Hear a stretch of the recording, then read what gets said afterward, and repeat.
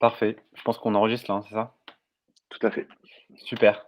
Bah, écoutez, Magic Boost number 3, le numéro 3 avec, Marie et Romain qui sont présents. On est tous les 3 en small talk pour, aborder une thématique très spécifique, qui nous tenait à cœur, d'échanger, aujourd'hui, à savoir la diversification de l'offre dans une salle.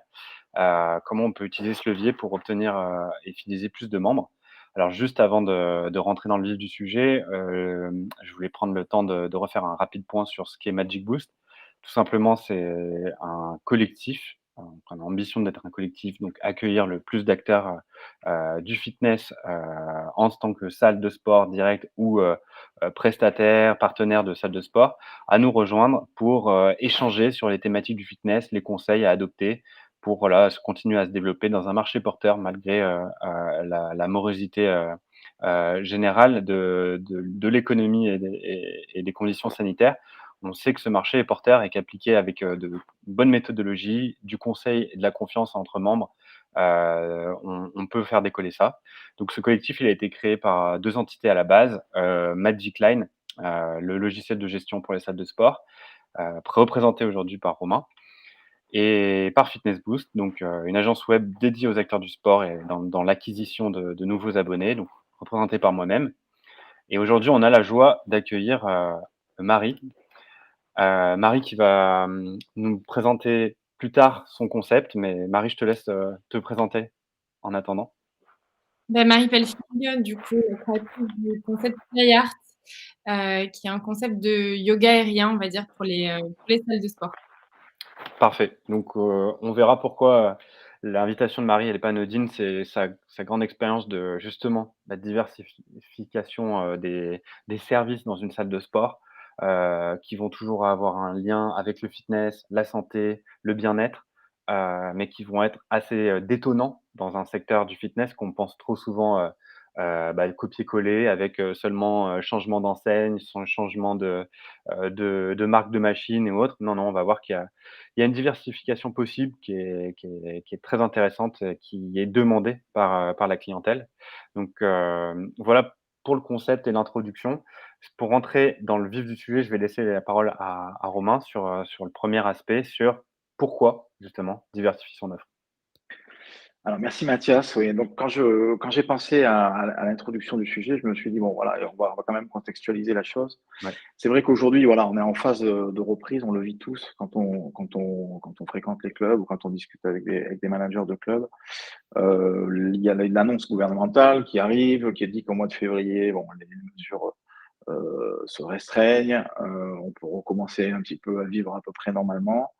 Malgré tout, habituellement, janvier, février, c'est une période de rentrée, où, Mmh mh. nos membres reviennent, prennent leurs abonnements pour l'année, ont beaucoup de motivation. Là, du coup, cette saisonnalité-là est décalée. Il y a les vacances aussi, en France au mois de février, donc on va être, plutôt sur un timing, on va dire mars-avril pour cette reprise-là et au-delà du timing qui change, c'est surtout, le contexte, et là, voilà, je voulais souligner que c'était carrément un nouveau monde qui se présentait à nous, parce que la pandémie est passée par là, et parce que, ben, le télétravail, la distanciation sociale, de nouvelles routines, une nouvelle façon de pratiquer, l'activité physique, de nouveaux besoins de santé, de bien-être, la recherche de nouveaux horizons, de Ouais. plus en plus d'objets connectés à la maison. Enfin, voilà, beaucoup de choses qui font que, le mix, n'est plus le même, et donc c'est à nous, ben, professionnels de proposer, aux membres, aux prospects de nouvelles activités, qui puissent les séduire, les remobiliser, et les fidéliser. Alors moi, les premiers retours que j'ai là sur le retour en salle, bon, j'ai l'impression que, pour le public les plus jeunes, c'est assez facile. C'est un peu plus difficile, au-delà de 40 ans, donc à voir. Mais peut-être la diversification peut aussi, leur redonner une certaine motivation, pour venir, dans les clubs. Ce qu'on a vu avec la pandémie, et on l'a tous vécu, c'est que, il y avait, une autre façon de vivre. On était plus, parfois à rester plus à la maison, on cherchait plus d'activités différentes et donc il y a eu vraiment une diversification dans la façon de vivre ses temps libres, de Ouais. vivre ses loisirs ou de vivre son activité physique. Voilà, donc c'est du temps libéré qui nous va donner du temps aussi pour élargir notre spectre d'activité. Et ça doit se retrouver, je pense, aujourd'hui dans les salles de sport ou dans les studios. Et dans ce grand spectre de nouvelles tendances, heureusement, il y a des grandes lignes qui se dégagent. Et à partir de là, on peut peut-être essayer justement de voir comment moi, en tant que studio indépendant ou franchisé ou affilié, je peux essayer d'amener un peu de nouveauté dans mon activité. Tout en, alors, une petite parenthèse, mais on est dans un temps certainement de remobilisation des membres, mais on est aussi dans un temps donc de conquête de nouveaux membres.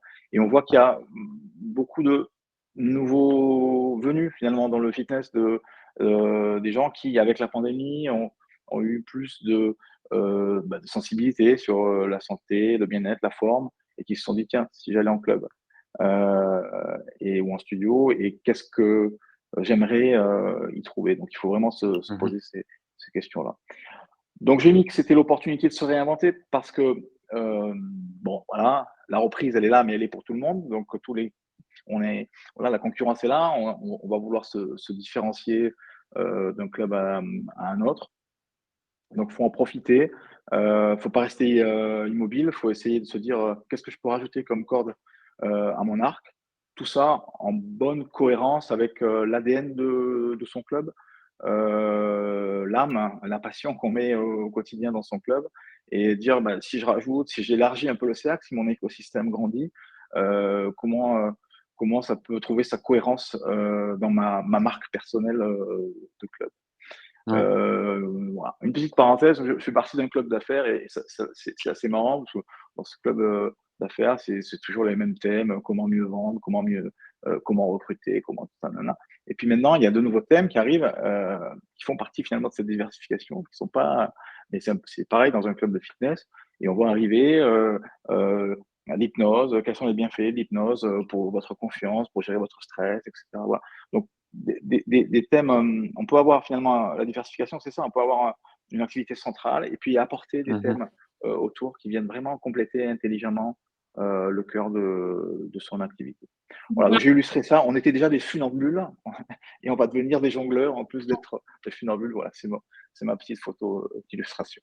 Faut Marie, est-ce que oui, je rebondissais sur ce que tu disais, où ça va être vraiment à la salle de sport et à nous aussi, acteurs du fitness, de s'adapter aux nouveaux clients et à ces nouvelles personnes qui ont découvert le sport pendant le confinement, qui découvrent le sport maintenant, qui ont cette envie de se faire du bien et à leur corps et à leur esprit aussi, où ils ont envie de souffler un petit peu. Donc c'est vrai que diversifier ce qui se faisait déjà dans les salles de sport, ça va être essentiel pour la suite et pour créer une nouvelle salle de sport pour attirer de nouveaux clients et essayer d'inclure tout ce public qui était déjà là et celui qui n'est pas encore mis les pieds dans la salle de sport. Ouais, tout à fait.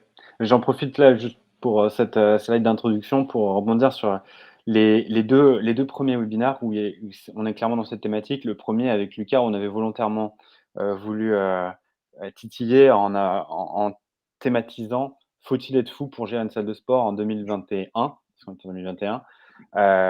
Et la conclusion, c'était qu'effectivement, il y avait une crise voilà, il faut la regarder aussi de cette manière, pour comprendre comment va fonctionner le marché.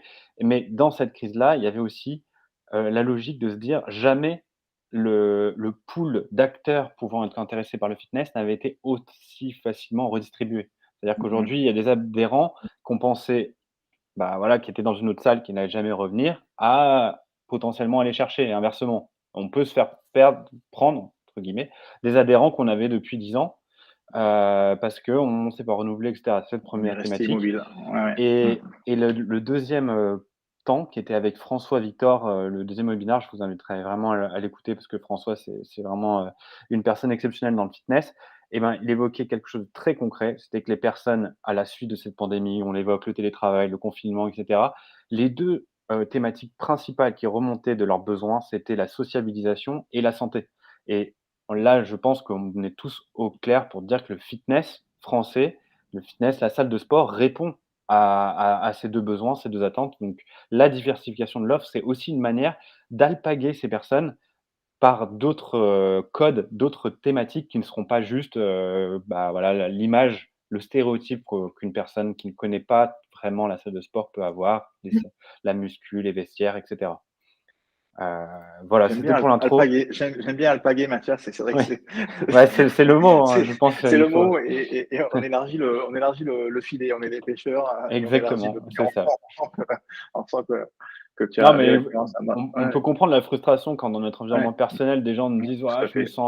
je me sens vraiment patraque, j'aimerais faire des choses, j'aimerais bouger, j'aimerais rencontrer du monde» et Mmh. cetera et on lui dit: Tu as conscience que tu as une super salle à 300-400 mètres de chez toi là, qui t'attend que toi?» «Ah non, mais je préfère faire un footing». Enfin bref, on connaît tous ces discours. Clairement.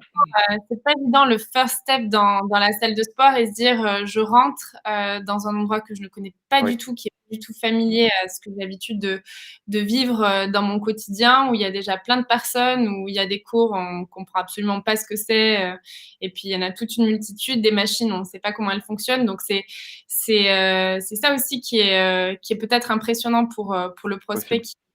qui n'a jamais fait. Donc c'est un double travail pour essayer d'accueillir la clientèle le mieux possible et d'inclure tout le monde. Ouais, je suis tout à fait d'accord, exactement. Mmh, très bien résumé. Donc sur le comment, alors le comment, c'est pas, ben voilà, on arrive dans le cœur du problème et le cœur du réacteur. Moi, je me rappelle, étudiant, il y a très longtemps, on disait la diversification, c'était quand, Gillette, qui fait des rasoirs, a fait de la mousse à raser, des baumes après rasage, et cetera. Donc c'est vrai que pour une marque, c'est un peu ça, c'est créer enfin répondre aux mêmes besoins des mêmes clients, mais en rajoutant quelque chose. Alors pour un studio, ça va être quoi? Ça va être enrichir, l'expérience, autour des mêmes membres ou de nouveaux membres, mais enrichir, l'expérience. Et pour, enrichir l'expérience d'un club, en fait, il y a 2 piliers. Voilà, vous me direz, Mathias et Marie, ce que vous en pensez, mais il y a les activités nouvelles et puis il y a dans ces activités nouvelles, il y a peut-être les synergies qu'on peut créer autour de toi, autour de soi, dans l'écosystème avec d'autres personnes, d'autres professionnels, d'autres, associations, enfin, voilà.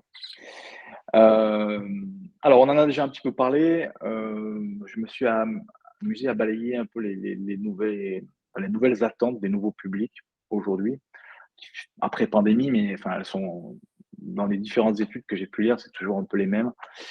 C'est l'expérience, voilà, hein. Les Américains disent experience, above all, c'est avant tout, vivre quelque chose que je n'ai jamais vécu. Mmh mh. C'était déjà présent avant la pandémie et ça s'est vraiment envolé, accentué. Heu Pendant la pandémie, voilà, hein, on est plus même dans la consommation courante, on n'est plus dans le posséder, mais on est dans l'usage et voilà et on veut on veut que ce qui soit comment dire? De nouvelles expériences au quotidien. Il y a tous ces newbies, ces nouveaux venus potentiels dans les clubs qui ont pris aussi conscience du bien-être, de l'activité physique, de la forme et cetera. Et eux, ils sont vraiment dans cette, attente de wellness, de bien-être, prendre soin de soi, son corps, mais pas seulement, son mental aussi. Et ça, c'est une dimension très forte dans la diversification, de l'activité aussi d'un club ou d'une salle, je pense. Et comme tu disais, Marie, en SAF, avec ces nouveaux arrivants, montrer que son club est accessible. C'est vraiment quelque chose de très, important, voilà. On rentre dans un nouvel univers, ça peut être un peu angoissant. Mais bon, je pense que voilà, c'est une des clés aussi pour une diversification, réussie. Et après le digital peut venir nous aider, bien sûr, par la présentation des activités, par, la réservation de séances d'essai à distance et cetera. Enfin, on reviendra plusieurs fois là-dessus, mais un bon CRM, c'est quand même aussi assez important quand on se diversifie. Le besoin d'appartenance, une tendance, très forte. Donc dans la diversification, pensez à ça aussi. Comment créer des petits groupes, des petits ateliers et pour lesquels on est lié entre membres, entre pratiquants. Ça, c'est les réseaux sociaux qui nous aident beaucoup. Mathias, voilà, c'est au cœur aussi de ton activité, tu le sais. Et puis, ce petit centrage qu'on a eu pendant la pandémie, enfin, sur son ego, son petit monde. Et ça se traduit par le besoin d'un service personnalisé. Euh, voilà, je veux. Et ça, le digital nous aide beaucoup parce qu'on ne peut pas offrir un service sur mesure ou personnalisé à tout le monde, mais avec le digital, on peut industrialiser un peu le sur mesure. Donc, on peut aussi réserver ses préférences, marquer sa date d'anniversaire, etc. Donc, voilà, des choses qui, après, dans la relation avec un membre, font une personnalisation. Pour l'anecdote, je m'étais noté que la valeur. J'ai lu une étude d'un institut qui teste 50 valeurs chaque année dans la société en général. Et la valeur santé bien-être, avant la pandémie, je crois qu'elle arrivait 12e, ce qui est déjà pas mal. Et après la pandémie, elle est, enfin maintenant, l'an dernier, elle est à 4e position. Donc c'est vrai que ça doit nous amener à penser dans la diversification, comment je peux amener des activités qui apportent ce sentiment de santé et de bien-être. Ouais. Voilà, alors les nouvelles activités, on va en parler après, donc voilà, on s'étendra un peu plus, notamment au travers de ce qu'apporte Marie. Ça nécessite simplement d'avoir les bonnes compétences et de savoir gérer un peu de logistique, des ressources, des plannings, des coachs, etc. Les nouveaux formats aussi, je pense qu'on va l'illustrer après, mais c'est vrai que cette période pandémique, c'est un peu l'occasion de décloisonner les choses à l'intérieur, à l'extérieur, et puis de donner aussi une expérience aux membres qui est une expérience fluide, le plus fluide possible, et c'est ce qu'ils recherchent. Et là aussi, la digitalisation des salles a beaucoup aidé. Et enfin, les nouvelles géographies. Alors là, j'ai voulu l'évoquer parce que c'est vrai qu'on pense toujours à ce qu'on connaît bien, à sa zone. Si on est voilà, gérant de salle, on pense aux membres qu'on a aujourd'hui, d'où ils viennent, etc. Mais pourquoi pas ouvrir de nouvelles portes, de nouvelles fenêtres, aller chercher ailleurs, voir d'où viennent ces prospects. Voilà, j'y ai pensé parce que c'est vrai que c'est quelque chose aujourd'hui dans les logiciels de gestion de salle, la gestion des zones de captage des prospects, c'est quelque chose qu'on arrive à mettre assez facilement en place et qui ouvre voilà, de nouveaux horizons pour se diversifier géographiquement aussi. Complètement. Bon, je pense que tu as bien brossé l'étendue des thématiques de diversification, ou en tout cas les pistes à réfléchir. Sur la partie format et en technologie, en particulier, il y avait quelque chose d'intéressant dont Lucas nous avait parlé il y a de ça quelques temps, sur le fait qu'aujourd'hui, on voit beaucoup la partie vidéo, online, etc., comme concurrentielle, alors il y avait une statistique assez intéressante et pertinente pour montrer que ce n'était pas du tout le cas. C'était que 70% des consommateurs de vidéos fitness on demand étaient aussi en salle, adhérents de salle. Donc ça montre en fait à quel point c'est une collaboration dont on parle, c'est une diversification et non pas voir ça comme un frein, une concurrence et essayer d'être encore plus physique. Il y a vraiment la capacité maintenant technologique qui nous amène à pouvoir être présent en contact avec la personne, l'adhérent et être dans ce souci de personnalisation que tu as justement noté que les gens attendent. Voilà. Et un dernier point sur l'activité, il y a vraiment besoin de réfléchir aux différents succès qu'on peut retenir ces dernières dizaines, vingtaines d'années. Moi, je pense par exemple au CrossFit, comme le CrossFit a réussi à s'ancrer comme une activité démocratisée en si peu de temps. Et je pense particulièrement aussi au yoga.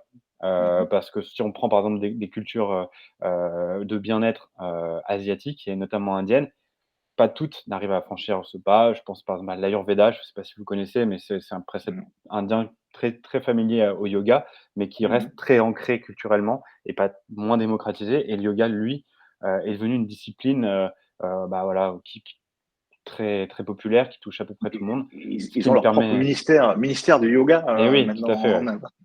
Ouais, ce qui me permet, en tout cas pour le yoga, de faire une transition parfaite, notamment sur ces nouveaux services, nouvelles diversifications qu'on peut découvrir en salle de sport. Et là, je peux laisser la parole à Marie qui va pouvoir nous parler en partie du concept de Fly Art. vous parler un peu plus de Flyart. Donc, je vais vous parler un peu plus amplement de ce qu'est Flyart et ce que j'ai voulu faire en créant ce concept-là. Moi, je suis acrobate et danseuse de base. Je n'étais pas du tout dans le monde du fitness. J'ai intégré une pratique fitness dans mes entraînements lorsque je travaillais à l'étranger, où c'est beaucoup plus commun de travailler d'avoir une pratique fitness en tant qu'artiste, plus qu'en France du moins. Et je me suis rendu compte que ce côté aérien, tout ce que j'ajoutais aussi dans mon travail dans le tissu, avait vraiment un gros potentiel. Et en revenant en France, j'ai commencé à mettre en place un cours donc dans un hamac aérien. Et mes élèves ont tout de suite vu les bienfaits physiques du cours, mais aussi les bienfaits sur le mental. Donc, c'est pour ça que quand je parle de Flyart, je dis toujours tonification du corps et de l'esprit, où dans ce cours-là, en fait, on est dans des hamacs aériens. On va venir travailler sur la mobilité, les étirements, le renforcement aussi. Et j'intègre la partie cirque qui est pour moi, on va dire, ma partie phare, celle d'où je viens. Et on enlève cette dimension artistique du cirque et on vient chercher des notions de lâcher prise, de confiance en soi, de dépassement de soi. Je pense que les gens, au final, ont cette demande. Le public a vraiment une demande pour ces sensations et pour ces valeurs-là. On termine le cours avec une relaxation pour détendre un peu les esprits et essayer de digérer tout ce qu'on a pu vivre au sein du cours. Et donc, je développe ce concept dans les salles de sport. On va dire que le yoga qu'on retrouve dans les salles de sport, c'est un yoga qui a été adapté pour le client de la salle de sport. On n'est plus dans du yoga pur et dur comme on peut retrouver en Inde avec les puristes du yoga. Le Flyart, ça va être l'adaptation aussi d'un yoga aérien pour la salle de sport, où l'idée avec ce cours-là, c'est de le rendre accessible à tous, qu'on soit souple, qu'on soit pas souple, qu'on ait de l'expérience dans les airs ou pas, qu'on ait 20 ans ou qu'on en ait 60. L'idée, c'est d'utiliser le hamac comme un nouvel outil, comme on peut utiliser un Swiss ball, des élastiques, peu importe, tout le matériel qu'on peut retrouver dans les salles. Donc, c'est vraiment l'idée d'intégrer ce nouvel outil pour travailler d'une manière différente, mais aussi pour travailler son esprit d'une manière différente, et tout en rendant ce cours ludique et en apportant une nouveauté dans les salles de sport. C'est vrai que ça fait longtemps qu'on n'a pas vu de grosses nouveautés dans le milieu du fitness. Tu parlais, Mathias, tout à l'heure du CrossFit, c'est cross-training, yoga, toutes ces activités-là qui se mettent en place dans les salles, et c'est chouette, mais on est toujours vers quelque chose qui est en force ou qui est dans la puissance et dans la performance. Et je pense que le client potentiel aujourd'hui, le prospect, il a plus envie de ça, il a plus envie de se comparer, il a envie de se recentrer sur lui et vraiment de faire quelque chose qui lui fait du bien à lui, propre à ce qu'il a vécu, à ce qu'il fait dans sa journée, à son travail, à ce qu'il vit à la maison, peu importe.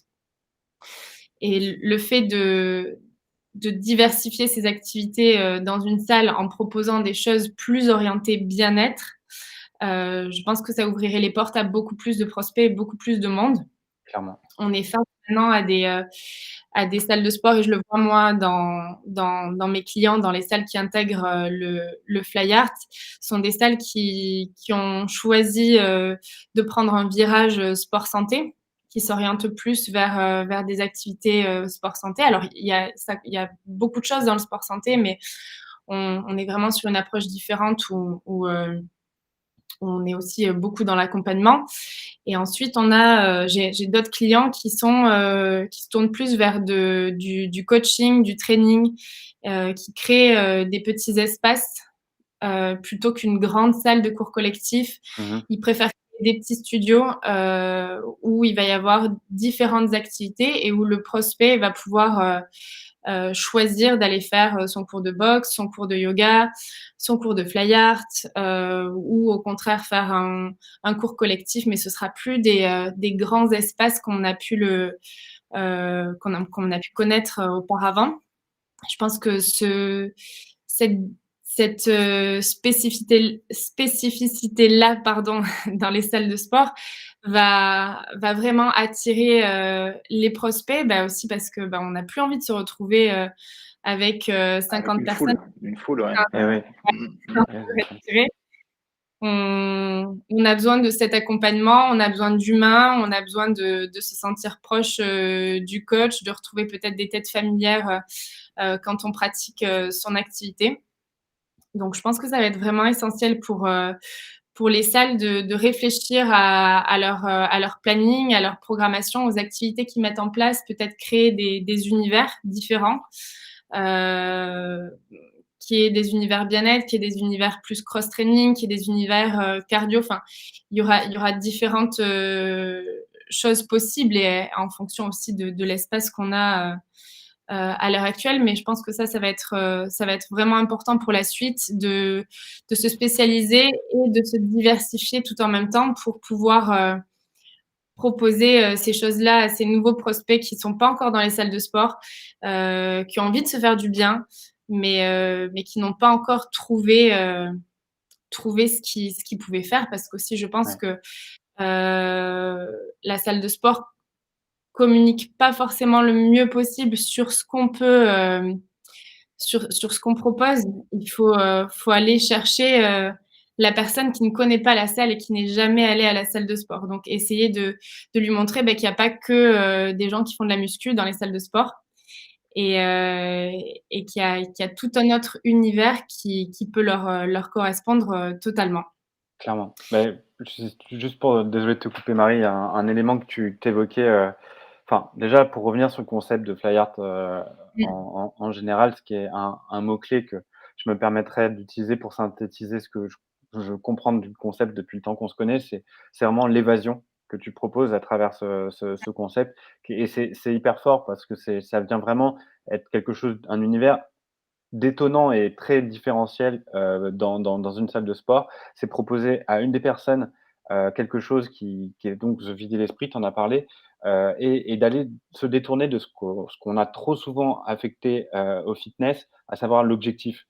Être dans l'objectif de performance, de stats, de combien je lève, combien et cetera. Et aujourd'hui, certes, ça c'est quelque chose de très important pour des personnes qui sont dans ces objectifs-là, dans cette performance. Mais il y a des personnes qui sont dans des objectifs de santé, pour réutiliser le même objectif, mais objectif de santé, comment ils se mesurent? Et ils se mesurent plus par un état d'esprit, par un bien-être, par, j'ai eu une journée de travail très stressante et j'ai fait une séance, de yoga aérien, de fly art et je me sens libéré, je me sens bien, j'ai envie de je retrouve le sommeil et ça, c'est peut-être pas forcément quantifiable dans, j'arrive à faire ces performances en tant de temps ou en tant de kilos, de soulevés et cetera et donc moi, vraiment, je trouve que ce concept, il est super et il vient réellement, introduire ce que peut proposer une salle de sport, et si ce n'est pas le fait, on voit qu'il y a des concurrents qui ne sont pas dans le sport, mais qui arrivent dans tout ce qui est loisirs, parcs de loisirs, tous des sports qui sont à mesure de proposer, bah, le mot que tu as utilisé tout à l'heure Romain, l'expérience.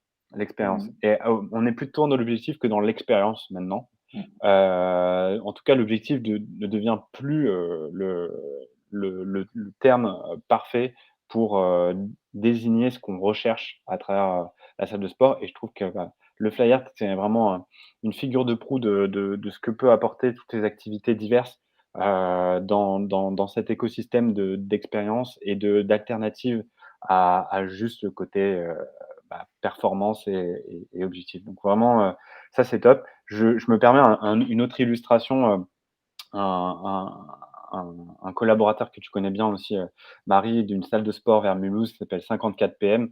Je vous invite à regarder, qui a une super identité et propose en tant qu'indépendant quelque chose un concept très, très, très novateur, très, très technologique. Donc là, c'est un autre exemple, et qui notamment, bah, a on va dire renouvelé toute sa partie cycling du cardio, quelque chose de très basique, hein, enfin basique dans le sens très développé, Mmh. par une gamification, très, très poussée avec, la virtualisation des personnes qui font du vélo, sur écran pour qu'il y ait vraiment un lien entre le virtuel et le réel, une forme d'équipe collective. Alors, de mémoire, il y avait plusieurs thématiques, mais il y avait des thématiques un peu Tour de France, un peu, style Mario Kart et cetera, Mmh. qui donnaient vraiment une expérience au-delà de, Mmh. j'ai fait, tant de kilomètres, en moyenne, j'ai dépensé tant de cardio et cetera. Ça devenait secondaire.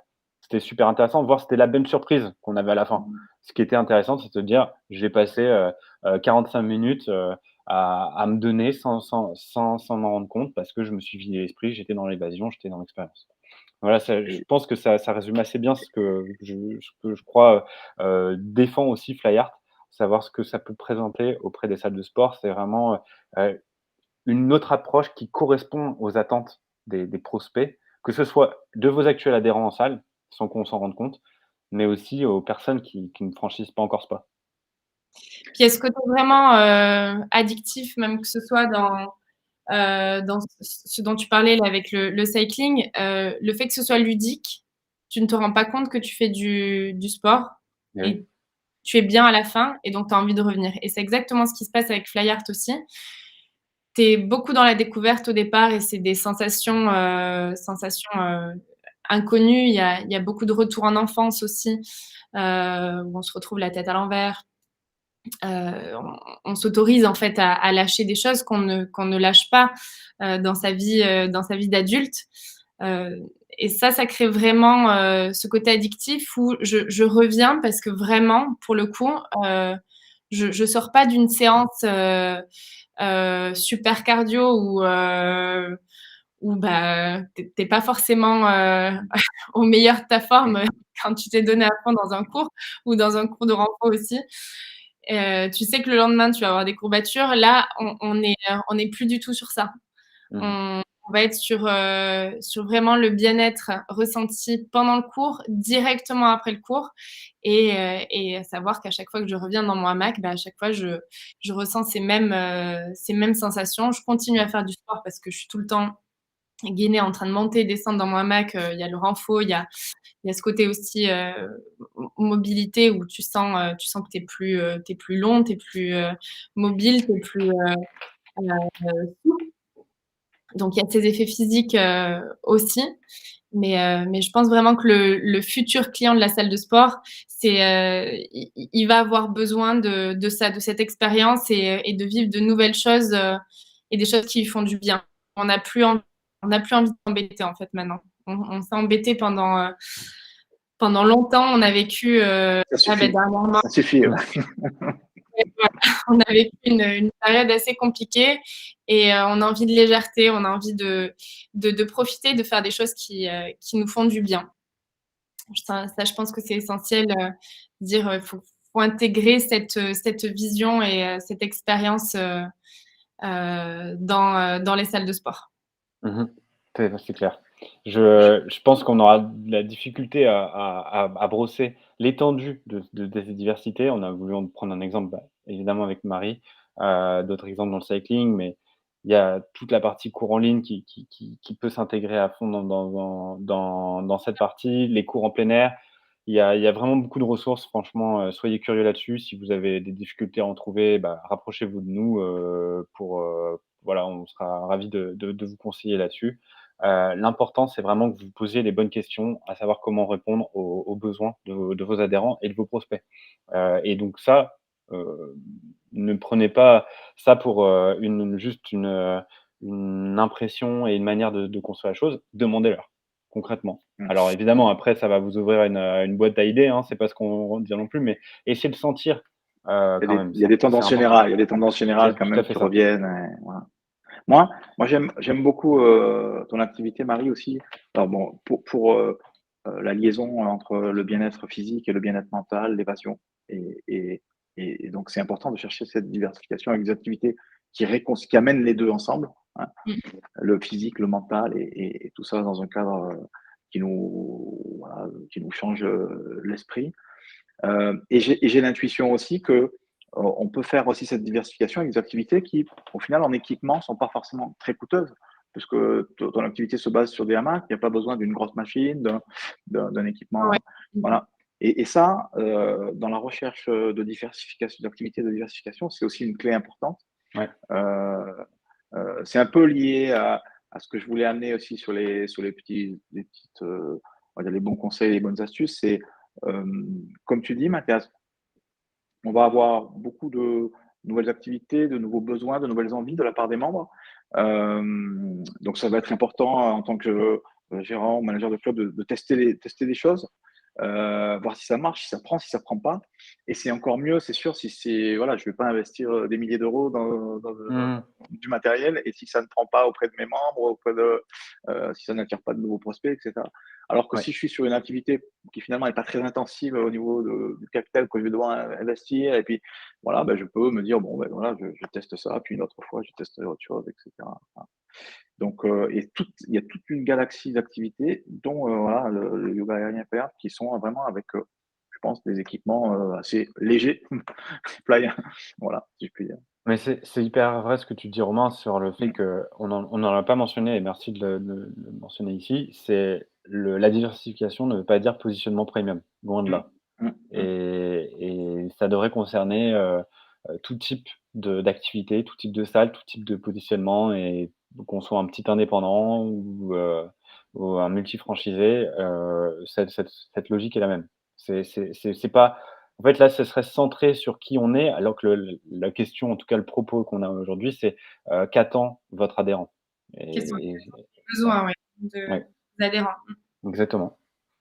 Parfait, merci beaucoup pour vos échanges. Si on devait résumer rapidement, en quelques grandes lignes, on a identifié 3 réels conseils, parmi tout ce qu'on a dit, à retenir.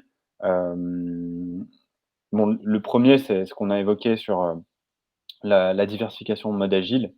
Donc là, le but, c'est, comme l'a dit, Romain juste avant, on parle pas de faire des investissements qui viennent à changer tout le concept de votre salle, à augmenter sa surface ou à changer tout un plateau.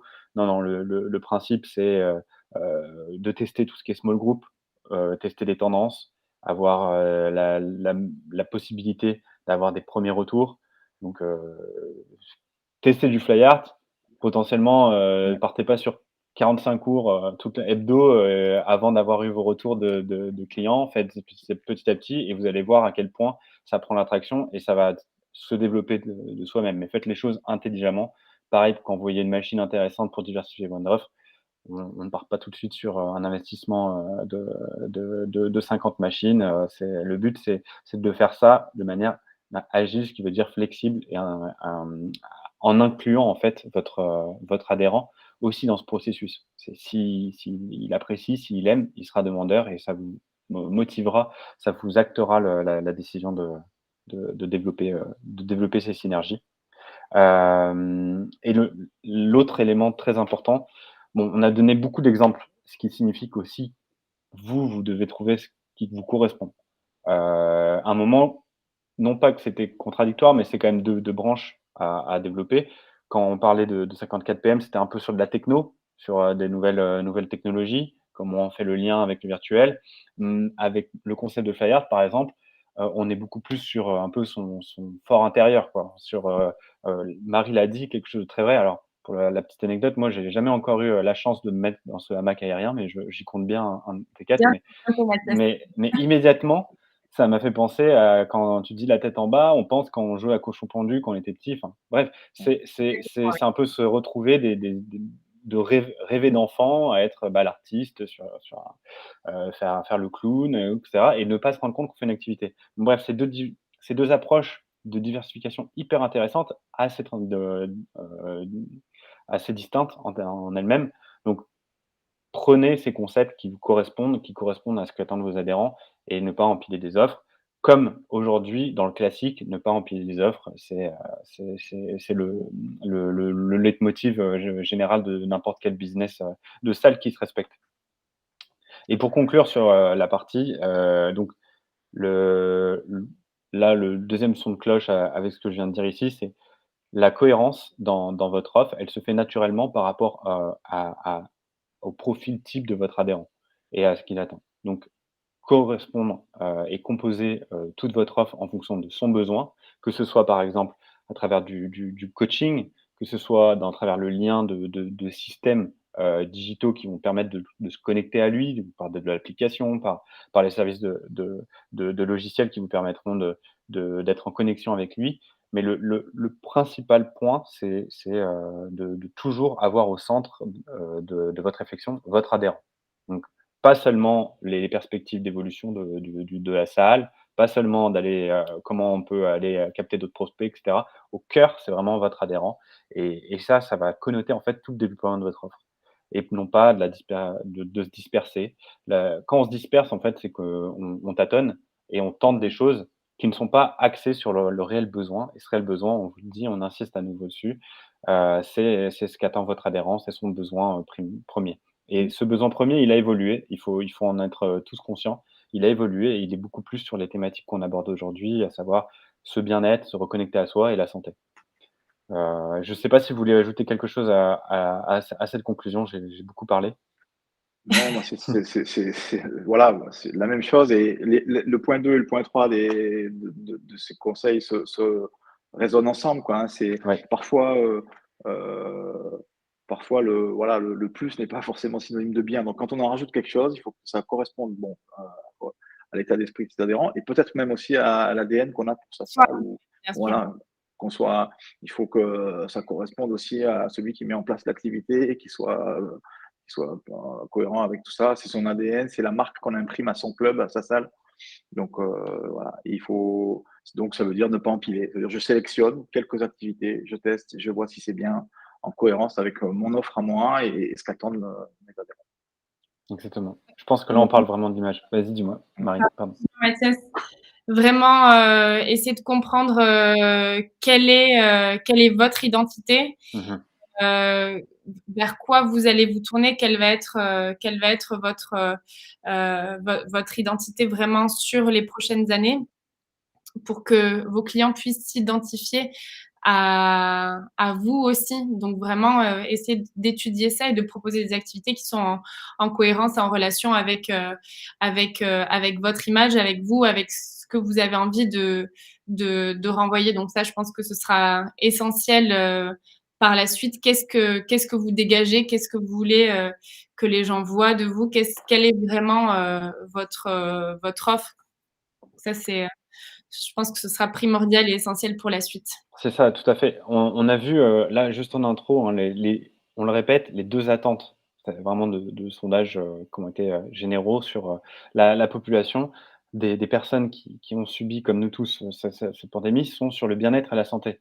Donc on peut se sentir acteur du fitness dans cette, frustration de se dire: «Mais c'est nous, on réagit ça». Donc là, on est bien sur la question de l'identité. On est bien sur la question de pourquoi la personne lambda qui se pose ces questions n'associe pas immédiatement le fitness à sa réponse.